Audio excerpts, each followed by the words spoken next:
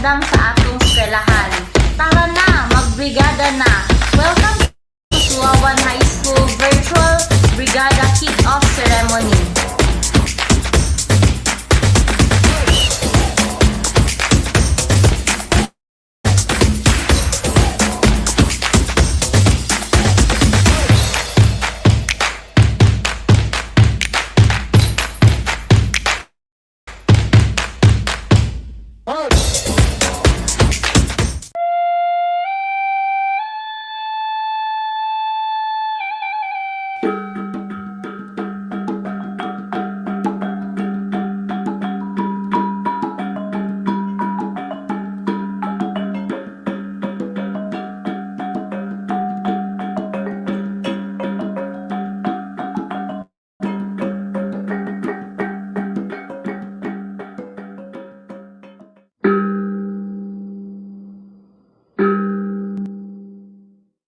Bayang magiliw, perlas ng silanganan, alab ng puso, sa bibig mo'y buhay. Lupang hinirang, duyan ka ng magiting, sa manlulupig, di ka pasisihin. Sa dagat at bundok, sa simoy at sa langit pumabaw, may dilagang tula at awit sa paglayang minamahal. Ang isap ng watawat mo'y tagumpay na nagninigin, ang bituin at araw ng kailan pang may magdidilim. Lupa ng araw ng walwalit pagsinta, buhay langit sa piling mo.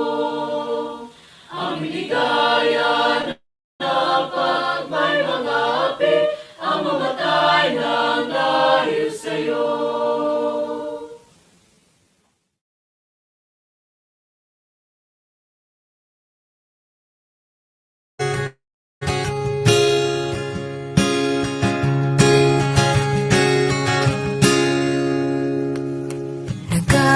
Nagpasalamat kami sa kinabuhing gihatag ka namo, sa kalipay nga among gipati, sa among pag-ampo kinuodong ka kami. Salamat, salamat Ginoo, walay sukod imong kaayo. Salamat, salamat Ginoo, walay sukod imong kaayo.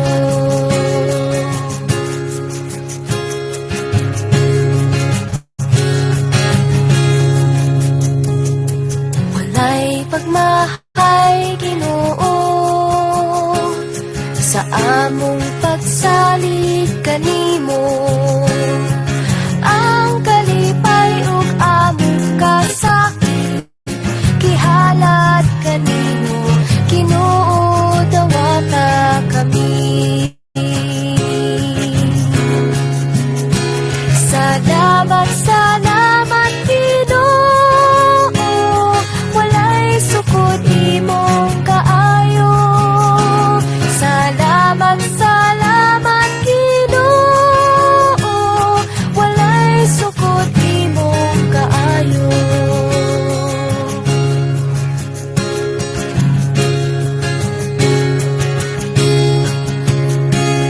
Salamat, salamat Ginoo, walay sukod imong kaayo. Salamat, salamat Ginoo, walay sukod imong kaayo.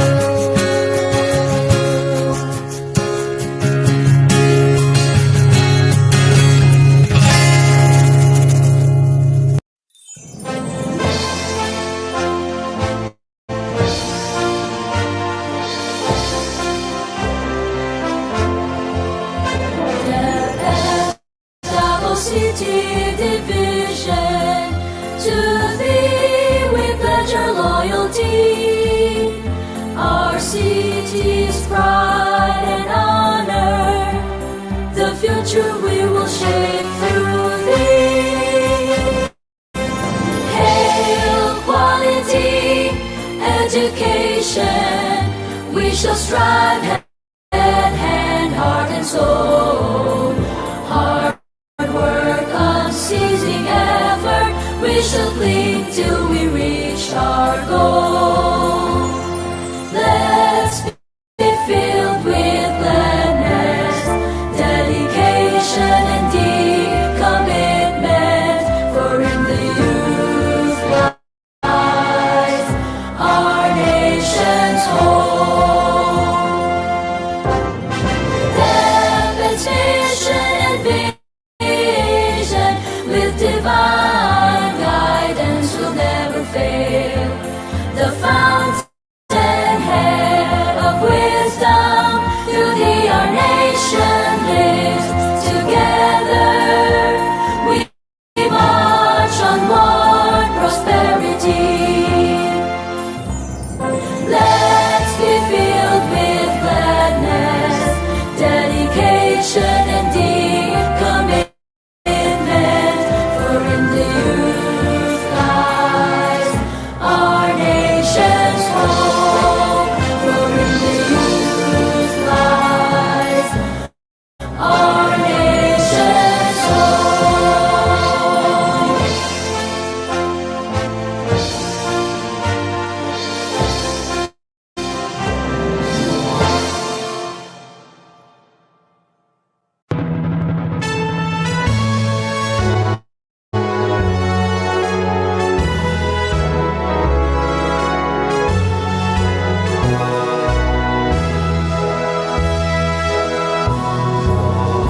Our region, pinanggang yuta, may bukid apo nga labing taas.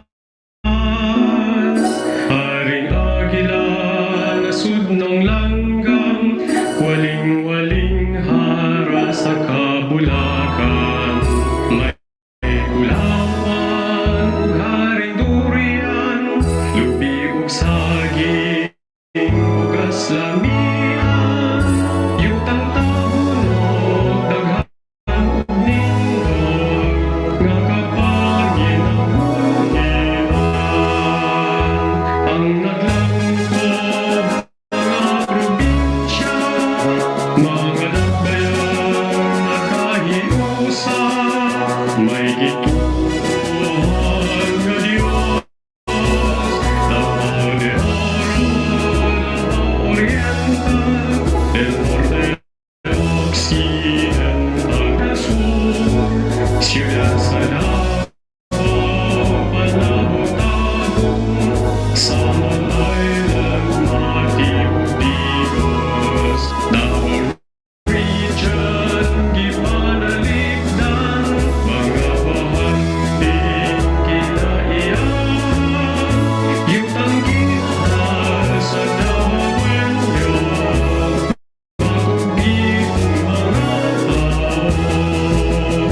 Garbo sa tanan ng Davao region, among yuta nga gipangga.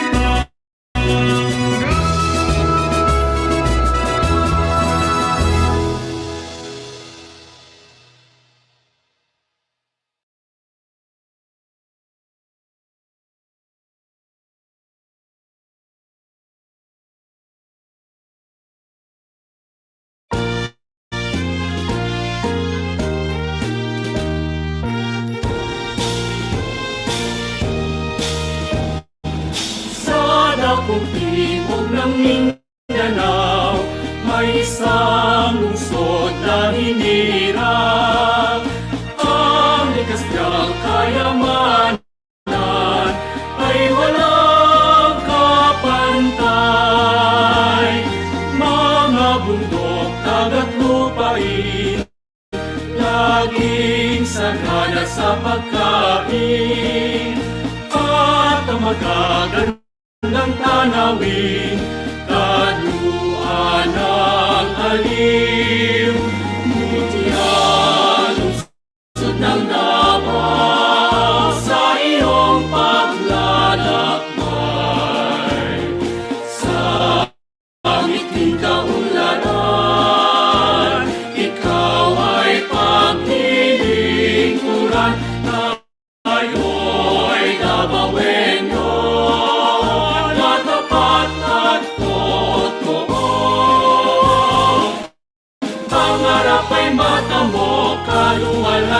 hatian mo lungsod ng paraiso. Ngunyan, lungsod ng napaw sa iyong paglalakbay. Sa ngiting kaunlaran, ikaw ay paglilingkuran. Tayo'y nabawenyo na tapat at totoo. Pangarap ay mata mo, kaluwalhatian mo, lungsod ng paraiso. Pangarap ay mata mo, kaluwalhatian mo, lungsod ng paraiso.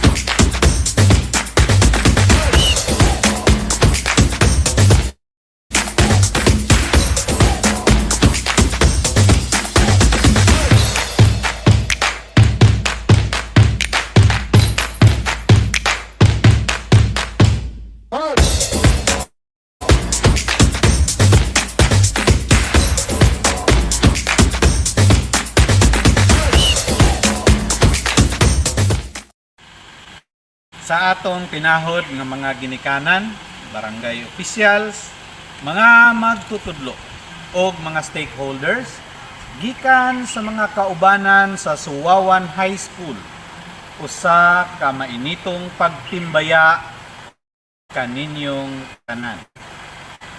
Mupyon alo kanyon langon. Tingali, lunhaw pa sa atong panumduman, ang mga katuigan ng atong Brigada Eskwela usa ka bibo o dakong panagtigom sa mga ginikanan, magtutudlo o uban pang mga stakeholders aron ipakita ang volunteerismo diha sa atong tulonghaan. Apan, sukad sa milabayng tuig hangtod karong tuiga, school year 2021-2022, kita nagatubang sa dakong hagit tungod sa pandemyang dala sa COVID-19. Ang kaniadtong suod nga paglambigitay sa usag-usa na minusan tungod kinahanglan ang distansya bunga sa mga health protocol. Gawas pa niini, dili sayon ang pag-ilhanay tungod sa atong ginasulob nga mga face mask. Luyo ni ining tanan, padayon natong ipakita ang mainitong suporta alang sa pagpangandam sa atong tulonghaan. Ipadayon nato ang volunteerismo pinaagi sa pagpahigayon o makanunayong disinfeksyon, pagpanghinlo ug uban pang advocacy campaigns aron atong mapaabot ang usa ka dekalidad nga edukasyon sa atong mga magtutungha taliwala sa mga kalisod nga ilang nasinati. Bayanihan para sa paaralan. Kini ang atong tema karong tuiga alang sa atong Brigada Eskwela.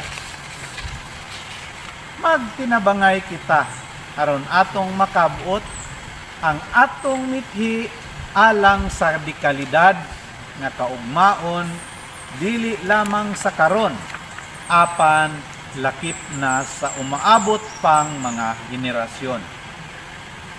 Ato usab iampo sa labawng makagagahom nga tabangan ang atong mga paningkamot sa pagpangandam sa atong eskwelahan para sa kabataan.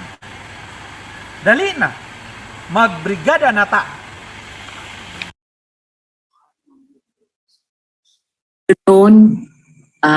Magandang hapon Mayang hapon ka na itong tanan, ilabi na sa mga taga Tagum, Davao, sa Bisaya, mga Bisaya sa Visayas and Mindanao, o mga Bisaya nga niya po diri sa Manila. Magandang hapon sa ating lahat. Una sa lahat, I would like to acknowledge the presence of our distinguished guests. I beg for your indulgence and your patience because like the typical teacher, I will make a roll call of people, of personalities whose help and whose inspiration you would like to acknowledge in the department. The first three speakers kanina come from public service dynasties. They come from families which have served the country for several generations or mga siblings. All of us know Senator Sherwin T. Gatchalian. He has, ang brother niya is mayor. Another brother is congressman. And his father is a major supporter of many of our endeavors in education. And as former mayor of Valenzuela, Senator Gatchalian had always had his heart on education. He initiated many projects, new things. For example, the Nanay Academy, infrastructure, and so on. Hindi pa siya senador, ang puso niya ay halatang-halata na para sa edukasyon. Si Congressman Romulo naman ay isa ding public service dynasty member, yung kanyang pamilya, ang kanyang kapatid, ang kanyang ama, ang kanilang lolo ay talagang nagsilbi sa ating bansa. Walang Pilipino na hindi nakakakilala sa pangalang Romulo. At ngayon, si Congressman Romulo ay talagang taos-pusong nagsisilbi, nagbibigay ng advice, frank advice, useful observations on the matter of basic education. So itong ating mga supporters ay hindi lamang ngayong panahon lang nagkaroon ng interes sa edukasyon. Ang kanilang pamilya, ang kanilang mga kapatid, even mga ninuno, as in the case of the Romulos, for example, ay talagang ang puso ay nasa edukasyon na for several generations. Si Dax Kuwa naman, ang kanyang ama ay kulig ko sa University of the Philippines, member siya ng faculty, and before Dax, ang kanyang ama naman ay ang congressman, and they have always supported education. And I have told Dax that his province is one place which I want to visit because I have heard so much of the initiatives that they have undertaken, especially in the training of teachers sa kanilang state local college doon sa kanilang probinsya, no, sa province of Quirino. So itong ating tatlong speakers, I would like to give praise, to give acknowledgement because they are not supporting us by accident or by some other intentions, because their families, their dynasties have been involved in education for several generations. And I'd like to say good afternoon and thank you to them. I also want to acknowledge Honorable Alan Relion, who is professionally a in the same field as I am, which is public administration, city mayor of Tagum, and Honorable Edwin Hubahib, who is governor of the province of Davao del Norte. Of course, our very own Rev. C. Escobedo, Undersecretary for Field Operations, and also overseer of the Palarong Pambansa Secretariat, and now also of the National Academy for Sports. And then my very good friend, si Cheryl Revilla, we always sit together during the celebrations in honor of teachers, which are held every year. Her husband also comes from a dynasty of public servants who have been serving the public and also have expressed not only vocally but in terms of actions support for education. And she's very, very resourceful, very innovative, and has generated so much support for education through PLDT Smart. Then we have Mr. Lorenzo Ocampo, President and CEO of City Savings Bank. Thank you very much for your support. Arlene Bantoto, Senior Vice President and Corporate Affairs, Head of Nestle Philippines. Romel Fuerte, National Director of World Vision Development Foundation. One of my very, very favorite civil society and faith-based organizations, chaired by no less than former Chief Justice of the Supreme Court. World Vision is involved not only in education but also in health as well, and also in the development of technology for us in the educational sector to catch up with events, with developments in society. And then we also have Mr. Niel Humawan, who is with China Bank Savings, and Mary Labastida, media partner of Charm Radio. Good afternoon at maraming salamat sa inyong suporta. And I'd also like to congratulate most of all, of course, the group, the strand of Undersecretary Tony Umali, who through these years have been competing with himself, exceeding previous years' accomplishments with even more laurels and more assistance for education every year. He competes with himself and his staff, does it with all support. So congratulations for all the preparations, for all the adjustments that have to be made because of the unique circumstances of our pandemic at this time. I don't need to review anymore the accomplishments, what has been done with Brigada Eskwela, and why it has become an institution, a major part, a major program of the Department of Education, where the entire community gathers together and helps out in whatever way each member can.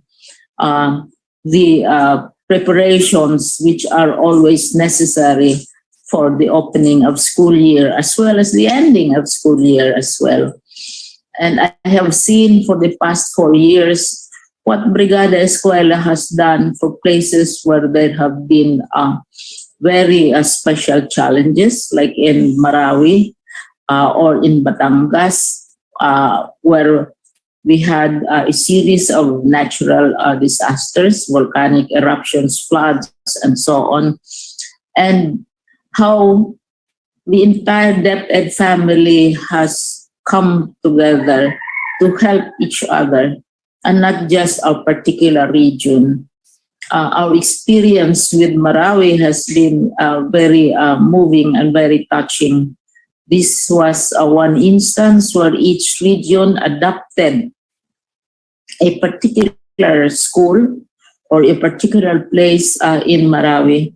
This is one instance when we decided to accept all children, whether they are documented or not, in any of our schools. And we accepted also all teachers who made bakwit to various places in the country.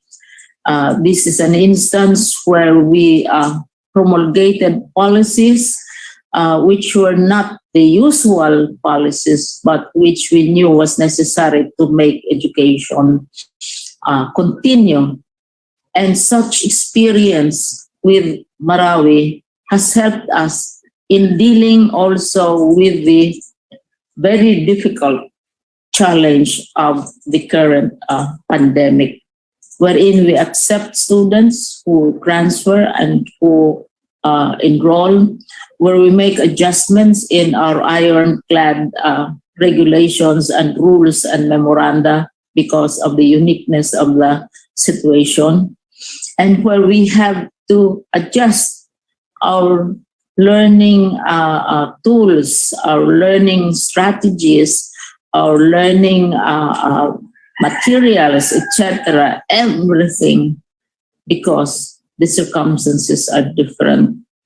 And where we really committed ourselves to the motto that, which I said in the United Nations at the time that I assumed office as Secretary of Education of the Republic of the Philippines, that education must continue.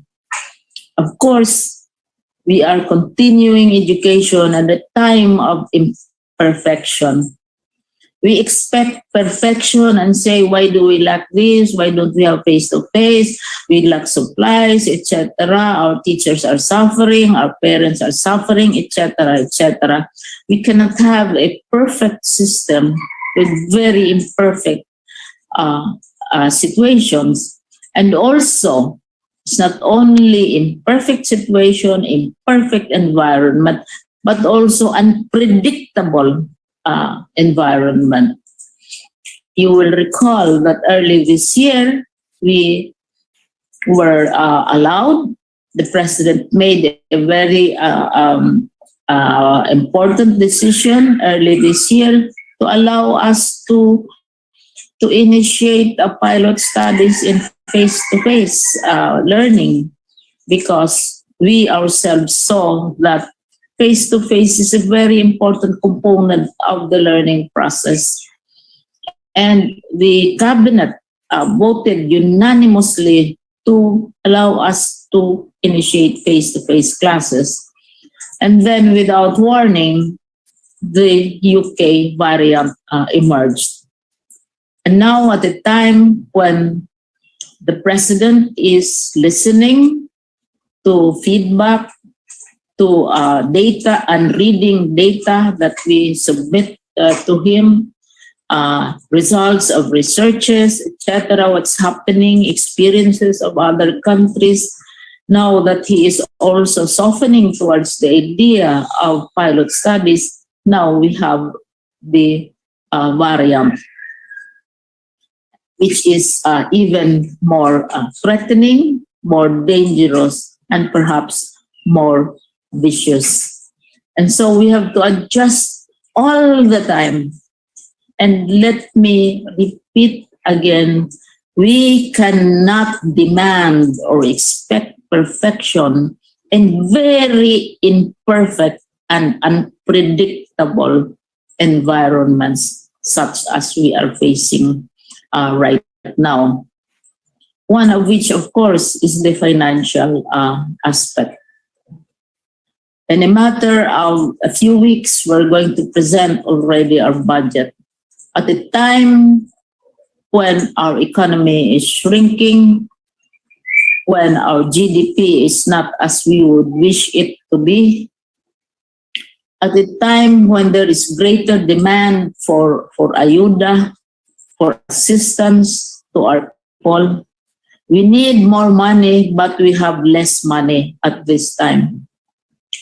And so this should not, as I said, this is not cause for blame or for finger pointing at this time, because many aspects of planning, of perfection, of perfect grammar and perfect spelling may not necessarily be predictable at this time. So I have been asked to recite to you what should be our call to action now that we are launching the Brigada Eskwela. Brigada Eskwela is the start. And as I said, I congratulate Yusek Tony, his faithful staff, our different offices, our regional directors, and our SDSs, all of us in DepEd. I would like to congratulate them for forging on in spite of the challenges. So what is the call to action? For me, the call to action that I would like to share with you is to stop all this noise of finger pointing and blaming. Let us go on with what we have, what we can do, what we are able to raise. We all know that this new variant was not produced in the Philippines. It came from outside. We all know who brought it in, and that is also very clear. We all know what are its characteristics. And so these are the factors that we have to deal with as we struggle, as we try to deliver the constitutional mandate of quality education for all learners, and not just for those who can afford it. So let us stop all the finger pointing, all the blaming, etc. Let us focus on our work in the Department of Education. The President has already agreed that he will allow us to open schools on September 13. Let us keep a very close watch on how developments turn out, because as you know, we are keeping a very strict eye on the national capital region for obvious reasons. And we are also worried, of course, about Visayas and Mindanao, because the variant has somehow entered Visayas and Mindanao through a southern city, not through NCR. It's not a creation of any political administration. It came from outside. And we say, why were they allowed to enter, etc., etc. But let us look also at what is happening in the other countries. So one, let us focus on the challenge that we are facing. Let us not forget our motto, our call that education must continue, that education has to be for all and not just for NCR or for Cebu or for the North, but also for the entire country. Now, also, the second challenge which I would like to share with you is we must learn from our experience last year. Last year, we did things for the first time, and we were beaten up because the expectations, as I said, was perfection. But this was the first time we had to face a challenge, the way we faced the challenge last year. Very unpredictable environment, very noisy political circumstances, as well as a series of natural disasters and a virus which refused to be disciplined and which refused to be kept out and which entered our country nevertheless. But we learned lessons here on the use of materials. We learned that it's not only the Department of Education which produces materials, but there are also those who produce materials and sell them in the name of the Department of Education. We learned, for example, that there are those who produce obscene, bastos, or politically inappropriate material and blame it also on the Department of Education. We learned that it is so easy to blame and demand and demand and demand under very, very difficult circumstances. But we also learned that we can continue. We also learned that we can adjust, and we were adjusting along the way. One of the biggest challenges, as you all know, of course, is the matter of assessment, because we cannot assess the performance of our learners the way we used to assess the performance of our learners, or assess even the effectiveness of the new, not really new, of the blend, the mix of learning techniques that we were endeavoring to put together. Suddenly, we had 100 million experts on education who were never satisfied with what we tried to do. And so we learned from that. This time, as we move on to September 13, we will be watching every day, as advised by the Department of Health. The risk assessment is still very crucial, whether we have face-to-face, whether we will use a particular approach or not, whether our students will be allowed to go out. And we are also watching what is happening in other countries. We are frequently told, for example, that all countries are already doing face-to-face. This is not necessarily true, because I have distributed, I have shared material from the Department of Foreign Affairs where all the countries are listed and the extent to which lockdowns have been occurring in school. We are not the only country which might go into this response for education. To say that we are the only one without face-to-face, I don't think that is accurate, because we have been watching what our neighboring countries, our neighboring ministries of education are also doing.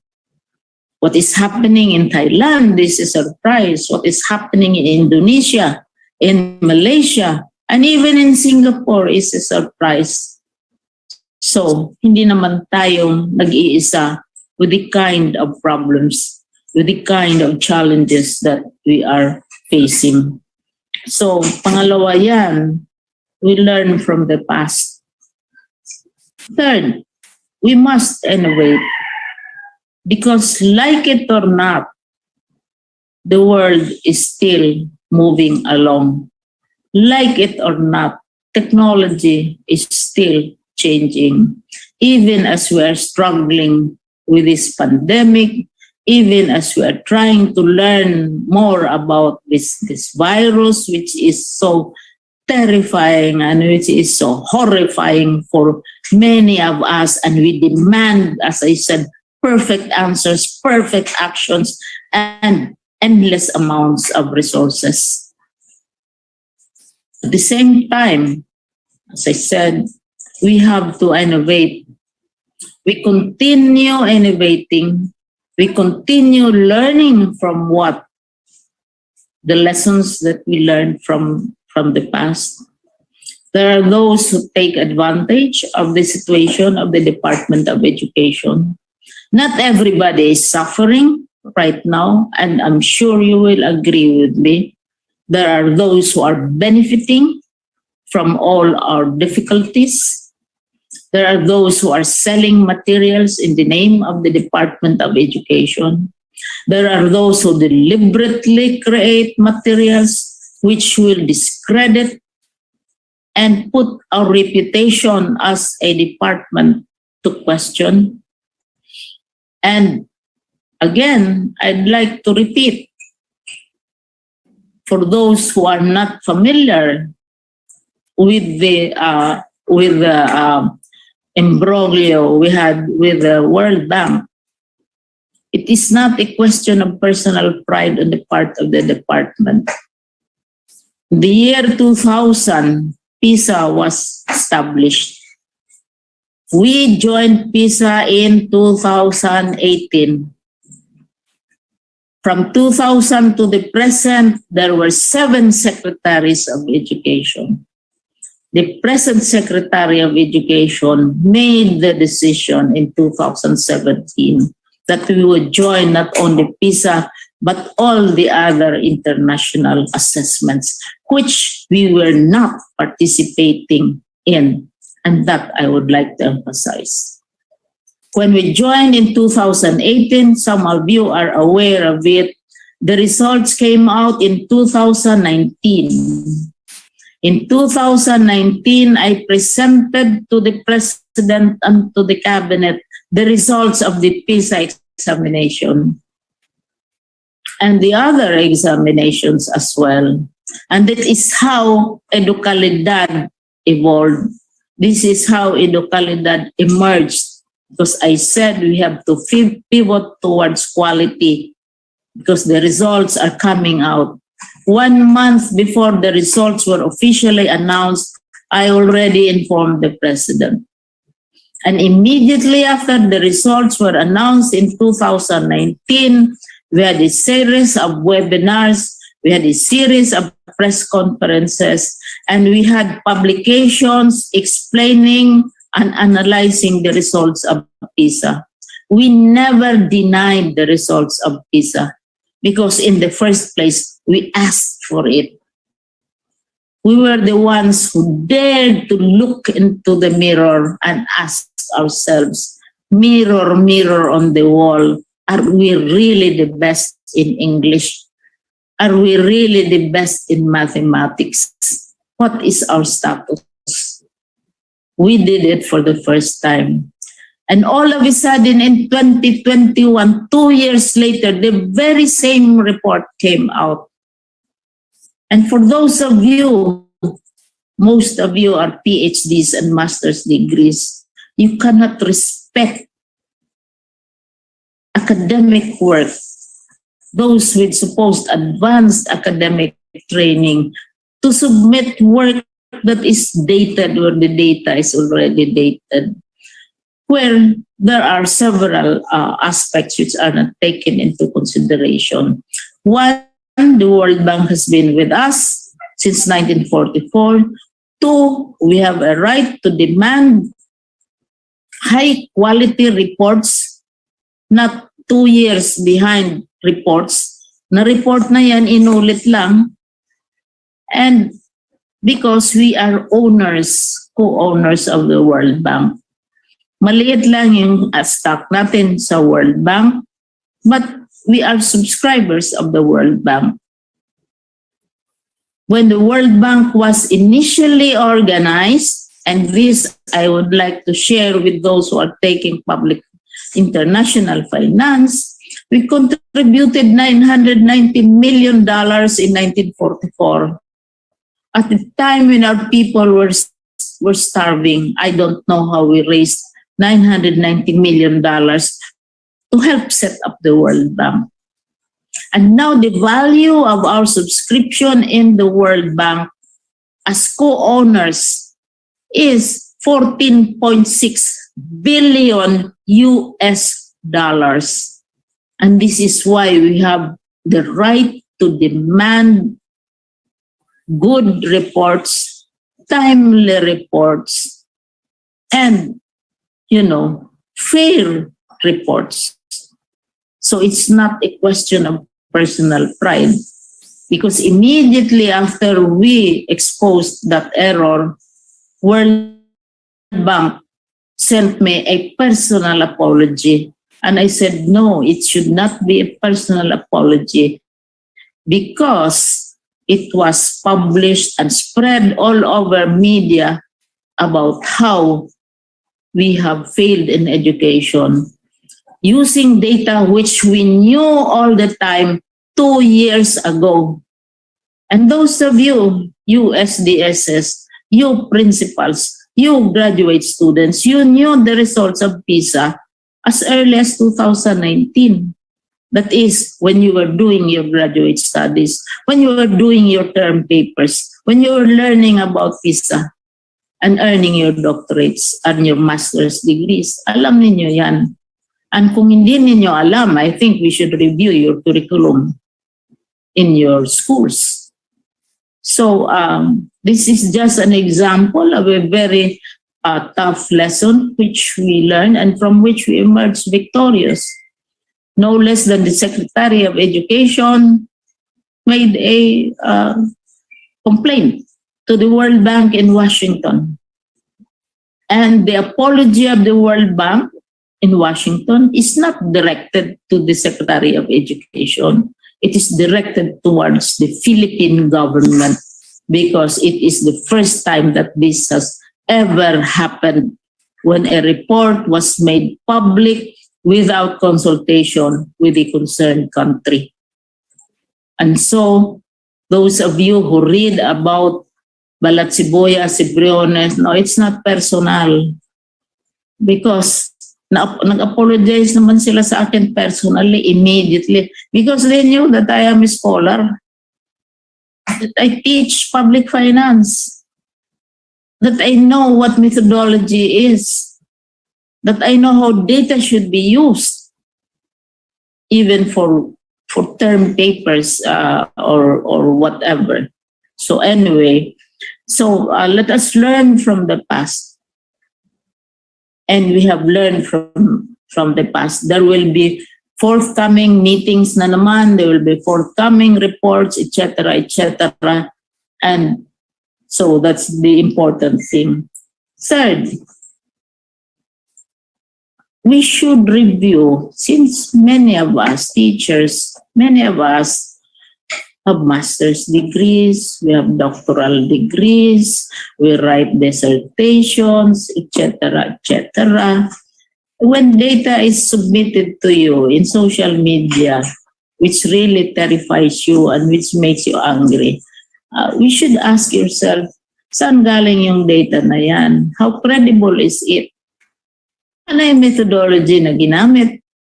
Because that is what you are trained for. As teachers, as graduate students. And I'm very, I would really be very pleased if you take that extra effort. So I learn from the past, look at data which is given to you or information, all those dramatic, terrifying data which is given to you, all those threats which is given to you. Ask yourself, saan yun ang galing? How truthful is it? How honest is it? Sino ang nagsasabi ng information na yan? So ako may advice to you, those of us in the DepEd family. The DepEd is a member of the IATF. And so every week, sometimes twice a week, the IATF meets and reviews all the information. We have several groups of experts, hindi lang isa.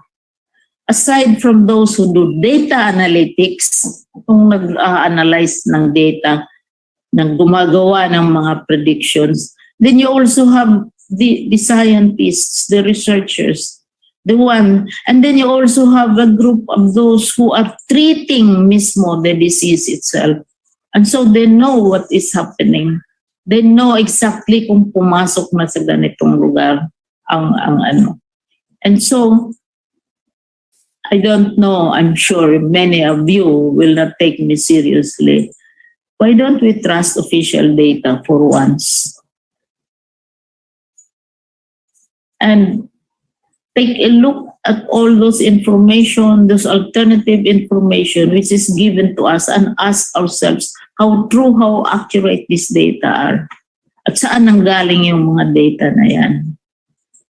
Because the DepEd is part of the IATF. We submit data to the IATF. It is chaired by the Department of Health.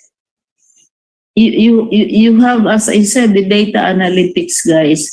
You have the doctors. You have the genome specialists. Those who look at the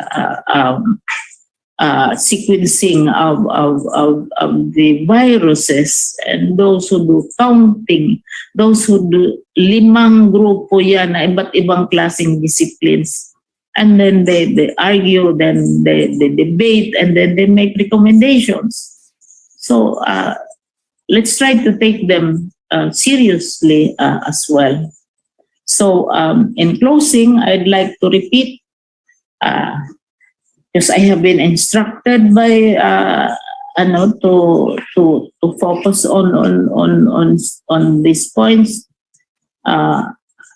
One, as I was saying, let us act together. Let us move together. Let us focus on education together. Two, let us learn from the experience of the past. Last year, we did it for the first time. We were criticized. We were laughed at by those who were outside who claimed to be experts. But we are still around. International institutions tried to downgrade us. It did not work at all because you have to have a very strong basis for conclusions about the country. So we learn from the lessons last year, and there are lessons aplenty. We are not saying that it was perfect, because it would really be unrealistic to expect perfection from a very imperfect environment as we are undergoing at this time. And it's very easy from the outside to say, why are we not doing this? Why are we not doing that? We should do this, we should do that. Try getting inside. And for those who say, why are we not doing this? Maybe we should also ask, how did you do it during your time? If the past was your time at this time, how would you face these problems at this time? How did you face those problems during your time? And how did these problems develop during your time? So that would be good questions to ask. So learn from the past. Thirdly, innovate and prepare for the future. Because the future is changing. The future is changing. Technology is changing. How many of you have seen, of course you have watched the movie, many of you have watched the movie Lord of the Rings. What did Galadriel say? Galadriel said, ano bang sabi niya ni Galadriel, yung prologue ni Galadriel? The world is changed. I feel it in the water. I feel it in the earth. I smell it in the air. Much that once was is lost. For now, none live who remember it. The world is changing, and we have to accept. And we have to be prepared to have imperfect answers to a world which we cannot predict. One of the books that I am reading right now, which I highly recommend to most of you is we are preparing our children, our learners for jobs which we don't even know exist. Under the present system, you train your child mathematics so that he will be a good engineer, to be a good doctor, to be a good lawyer. But we don't know in the future how good will a doctor be. Maybe a gadget which is attached to the body of a person might be faster, might be more efficient. How good will a teacher be? Maybe other countries are already considering robot teachers who can monitor and who will know immediately what the reaction of a child is, something is registering in his mind, whether he is learning, etc., etc. Which would be better, a robot teacher or a human teacher? A robot, I mean a gadget attached to the body of a patient, or a doctor himself? What kinds of jobs will be necessary for the future? And this is why we need to teach our children critical thinking, aside from the usual mathematics, tables, etc. So all of this, again, sabi ko, to summarize, let's get our act together. Stop criticizing each other. Stop complaining because you demand perfection, perfect, quick reaction, etc. Enough resources, money. I was amused by the song of the teachers, money, money, money, money, money. I don't know if there was a message there in that song. We in Social Watch would sing and dance to that song whenever our country would borrow money from the lending institutions. Anyway, so we act together. Secondly, we learn from the past. We have had 1 year of experience, 2 years of experience already. Thirdly, we innovate. We cannot continue doing things the way we did. We cannot think the way that we are thinking and doing and reasoning right now. I always joke, and Tony knows this, I'm the oldest in the Department of Education, but I have the youngest ideas. And this is why we have a future study group. Because we don't know what kind of jobs we are preparing our children for. We don't know what kind of technology we are preparing them for at this time. So let's get ready. Let's do what we need to do. And let us rely, as I said, and do not be afraid. Many of us are afraid. I already recited to the past people yung litany of fear, which is from Herbert, na sinasabi na kasi all of us are afraid. And many of us have, sabi natin, mental health problems of our children. It's not only our children. Many problems are surfacing, which we have to deal with in addition to teaching and to being in the Department of Education. And I already recited the Litany Against Fear by Frank Herbert. Let me recite to you a verse from Psalm 23. Just one verse. I know the entire Psalm 23, of course.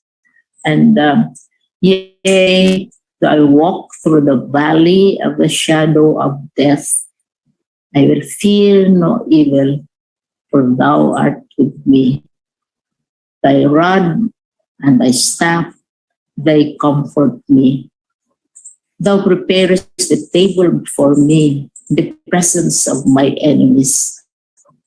Thou anointest my head with oil, my cup runneth over. Surely goodness and mercy shall follow me all the days of my life, and I will dwell in the house of the Lord forever. We are now walking in the valley of the shadow of death.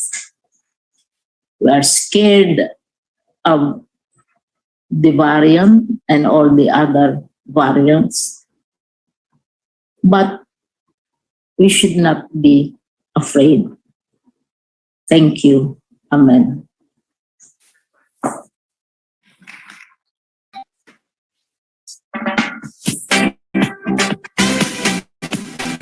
Binabati ko ang mahigit na 34,000 nanonood ng ating programa ngayon.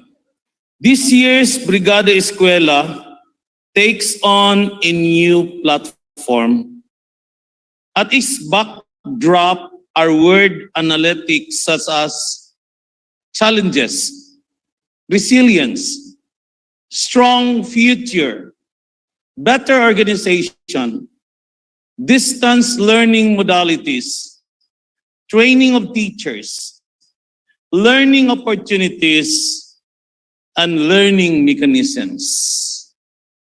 From our critics, the word analytics perhaps are weak education, not ready, will never be ready, divide us, they are always better, and we can never match their expectations, and so on and so forth. Leaning heavily on what we have accomplished this recent school year with the strong leadership of our very formidable secretary, Leonor Magtolis Briones, the undersecretaries, assistant secretaries, bureau and regional directors, superintendents, school heads, legislative and local government leaders, stakeholders, alumni, the heroic and creative pursuits of our teachers, and every individual who has the indomitable faith on the Filipino children, then we can do better, certainly, than the past. We build better as lessons learned from the past will now give us confidence. This year's bayanihan para sa paaralan and in Region 11, Davao Region, having a subtitle, Handang Paaralan para sa Handang Pasukan, will showcase nothing less but the best of strength and the best of character and the best of faith on our Filipino children without fear of being thwarted by even our strongest doubters. The strength of this nation is seen on how it takes care of its children. This we shall never downplay. This we will never diminish. We commit to building that strength by building our children's future. Together with our very beautiful Assistant Regional Director, Maria Ines Asuncion, the 11 Schools Division Superintendent and Assistant Schools Division Superintendent of the 11 Schools Divisions of Region 11, led no less, of course, this afternoon by our President of PAS Region 11, is the SJU Fadol, who is also our divisional host, together with the mayor, whose namesake is as strong as his heart, of the city government of Tago, Mayor Alan Rillion, Vice Mayor Eva Lorraine Istabilio, and the members of the City Council, and our provincial governor, led by Governor Edwin Jubahib, ably represented by architect Liumel Puerto, who played host to this year's Brigada Eskwela National Kick-Off Ceremony. Friends, ladies and gentlemen, we are honored to contribute a piece of our humble contribution to the building of a nation. To all of you, together with our faith in the children of tomorrow, as we want to see a better tomorrow, tara na, mag-Brigada na, and we will build all together a very beautiful future, weaved by our strength and our collective effort, as we will build the future beginning today. Maraming salamat. Madayaw Davao.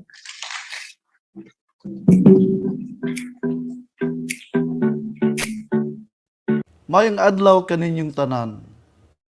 One of the most beautiful sights to behold that fosters humility and admiration is the convergence of the members of the community into one working team, all in one, bringing into tangible action the true essence of bayanihan.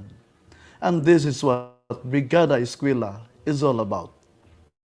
The usual and generous support of the various stakeholders in the community, comprising the private institutions, the local government units, the parents, practically everyone who shared their time to do volunteer works and shared their resources prior to the official opening of the new school year, was truly heartwarming. However, this year, same as last year, will remain a deviation from the traditional Brigada Eskwela. The continuing suspension of face-to-face classes is also a continuing implementation of the distance learning modality. And this does not mean that Brigada Eskwela is placed in abeyance. We have to continue. There may be no physical works and presence of the stakeholders in the different schools of the division as legitimate show of support and assistance, but this year's Brigada Eskwela program focuses on collaboration and strengthening partnership engagements. This is in consonance to the implementation of the Basic Education Learning Continuity Plan with the theme, Bayanihan para sa Paaralan. This year's implementing guidelines emphasize the collective efforts in promoting collaboration for safe living and addressing social issues and concerns in schools, at homes, and in the community. Other than strengthening partnership with our valued stakeholders, this year's Brigada Eskwela will also give importance to Brigada Pagbasa, still a beautiful collaboration among education partners and experts in making sure that our learners will be given adequate educational attention despite the challenges and a distancing learning platform. There's no stopping Brigada Eskwela as education continues amid this global pandemic. Reiterating once more that this year's Brigada is different under the new normal. The adherence to the IATF protocols must be strictly observed. That any physical presence requires physical distancing with consideration to the existing community quarantine guidelines. And with the continuing support of our stakeholders, all this time, my sincere appreciation. Without our stakeholders, our Brigada Eskwela will never come to life. Daghang salamat sa tanan. And so, makibayanihan na para sa paaralan.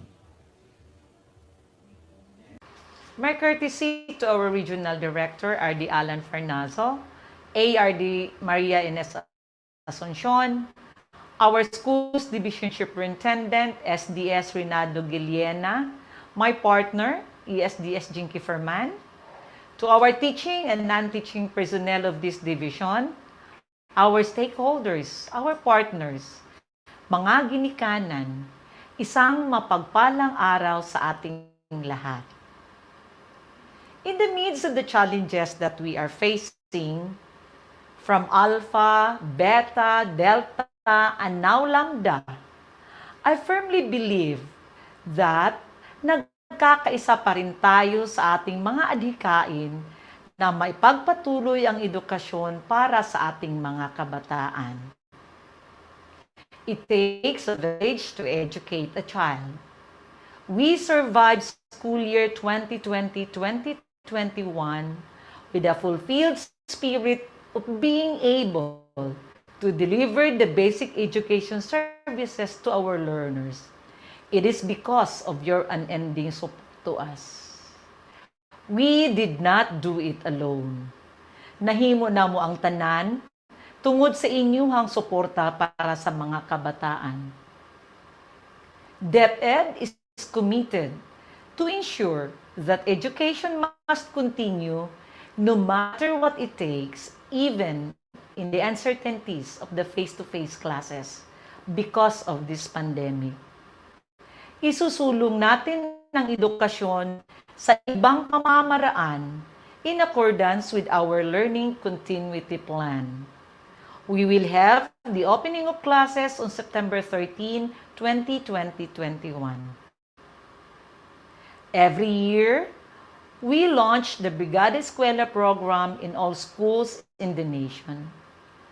Today, a new way of launching Brigada Eskwela program in the division of Davao City will be done, but still bearing the same purpose, same enthusiasm, and same commitment to prepare our schools for our learners as well as the stakeholders. Bayanihan para sa paaralan. Sa pagtutulungan natin, we will be able to prepare our schools and be ready to accept and nurture our learners in whatever way we can. With you, our partners in this journey, I am certain that we will still be able to produce young citizens of our country who are makajos, makatao, makakalikasan, at makabansa. At this juncture, we would like to acknowledge the parents, teachers, and the school heads of our 271 elementary school who are situated in the 22 school districts and the 144 secondary schools situated in the 10 clusters. And most especially to all our stakeholders. The city government of Davao, headed by our beloved Mayor Inday Sara Duterte, city officials, barangay officials, government and non-government organizations, and to all of you who have a stake in education. Tayo na at magbayanihan, handang paaralan para sa handang pasukan. Daghang salamat. To our Schools Division Superintendent, Dr. Rinaldo M. Guiliana, Assistant Schools Division Superintendent, Marilyn Daduyo, CID Chief, Alma Cifra, SGOD Chief, Teresita Del Valle, all our education program supervisors, public schools, district supervisors, school heads, teachers, and all stakeholders, great day to all of you. The Brigada Eskwela 2021 is given a new packaging, although it still has the same spirit of cooperation as a support to education. It has evolved to fit into the current situation and challenges brought about by the pandemic.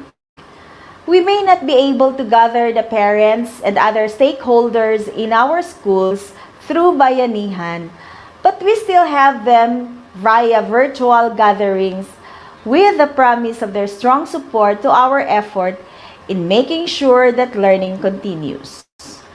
What we would like to achieve in the implementation of Brigada Eskwela is to strengthen the spirit of volunteerism in whatever circumstance we are in, where people who have the concern for the schools and community would willingly volunteer to help. How is that possible even during this pandemic? When there is already a realization from all stakeholders that it takes the entire community to educate a child, each should have a share in making our world a safe and better place. Bawat isa ay mahalaga dahil bawat isa ay may magagawa. When our school leaders and teachers know how to encourage participation and tap possible stakeholders for school improvement and for the implementation of the basic education learning continuity plan. When there is already reckoning that there is actually no need to hold a competition just to encourage volunteerism. Indeed, the Brigada Eskwela is proof that an effective partnership between the government and the citizens is possible no matter what challenges we have. Brigada Eskwela, also known as Bayanihan para sa Paaralan, or working together for schools. This has added a new meaning to the Filipino concept of unity. From the image of barrio men bearing together the weight of a bahay kubo on their shoulders to the image of volunteers braving storms and floods to help calamity-stricken communities. Brigada Eskwela brings to us a picture of people from different sectors of society repainting walls and blackboards, cleaning windows and doors, or repairing fences and even helping rebuild schools destroyed by natural calamities and even terrorism. Brigada Eskwela today gives us a different perspective of partnership between schools and stakeholders even with a lot of limitations. Today, we give credit to whoever it is due. This is the time to acknowledge the efforts of those schools that have extended an extra mile in the implementation of this worthwhile program. Let us continue to encourage all our stakeholders to help rebuild, repair our institutions, and do their share in fighting this pandemic for the welfare of all Filipino learners who are the most vulnerable ones. I know that we can do this together para sa bata, para sa bayan. Mayong adlaw kaniyong tanan. Aniano sa kita nining tinuig nga kalihukan ng mga Brigada Eskwela. Ako isip Committee on Education Chairperson, kinasing-kasing nga moabhag kaninyo sa pagsalmot o pagsuporta ng mga kalihukan. Magtinabangay kita para sa kaugmaon sa atong mga anak o kalambuan sa atong eskwelahan o komunidad. Tungod kay ako nagatuo nga no man is an island. Kini si Kagawad Chudora G. Amoy nagaawag sa usa ka panaghiusa para sa Brigada Eskwela. Daghang salamat.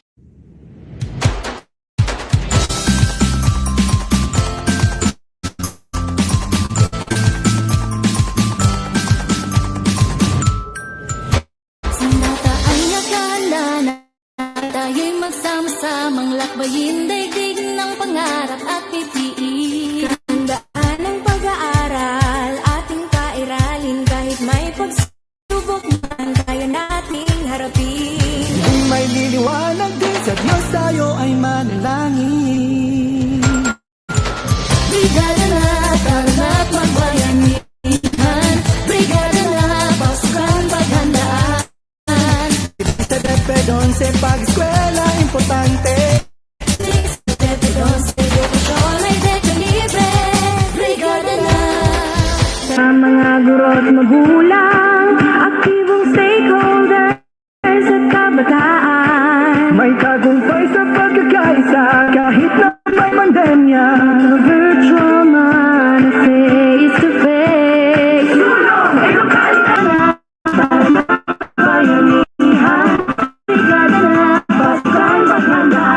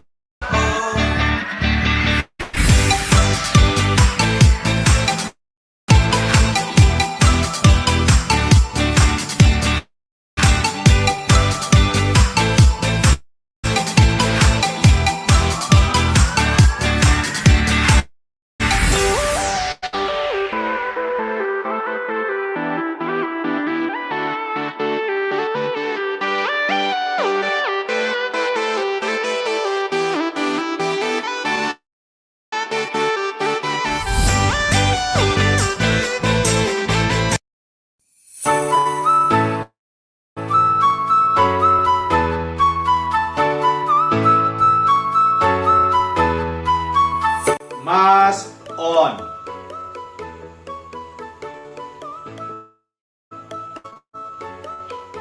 Mask on. Mask on.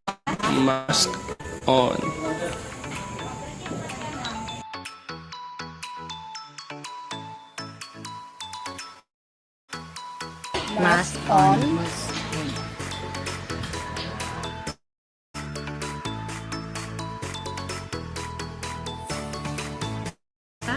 Mask on.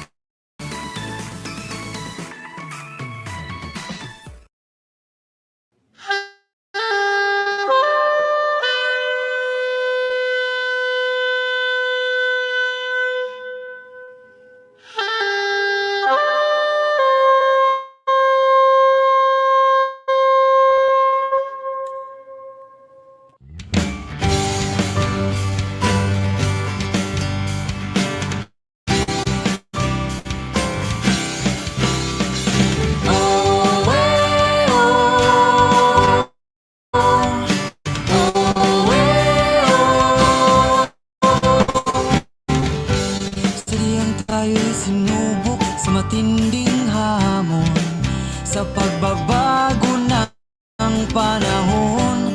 Ngunit di patitinag, tayo ay susulong. Bayanihan, hawak kamay tayo. Ikaw, ako, lahat ng Pilipino. Brigada, eskwela, sa gitna ng pandemya, tayo'y di uurong, palaging susulong para sa edukasyon. Brigada, eskwela, magbayanihan ka, palaging abante para sa estudyante. Tara't magkaisa, magbayanihan na. Oh, eh, oh, oh, eh, oh, eh, oh. Sa puso natin ang kagustuhan, handang palalansa, handang pasukan, sa pagtutulungan, walang maiiwan. Magbayanihan,